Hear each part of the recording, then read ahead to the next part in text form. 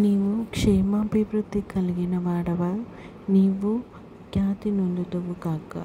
Ruth 4:12. పరలోకమందున్న మా తండ్రి, నీ నామము పరిశుద్ధపరచబడును గాక. నీ రాజ్యము వచ్చును గాక. నీ చిత్తం పరలోకమందు నెరవేర్చున్నట్లు భూమి యందు నెరవేరును గాక. మా అనుదిన ఆహారం నేడు మాకు దయచేయము. ఇతరులు మా ఎడల చేసిన అపరాధములను మేము క్షమించిన ప్రకారము మా అపరాధములను క్షమించుము. మమ్మల్ని శోధనలోకి తేక కీడు నుంచి తప్పించుము. ఎందుకనగా రాజ్యము, శక్తియు, మహిమ నిరంతరం నీవై ఉన్నాయి తండ్రి. ఆమేన్.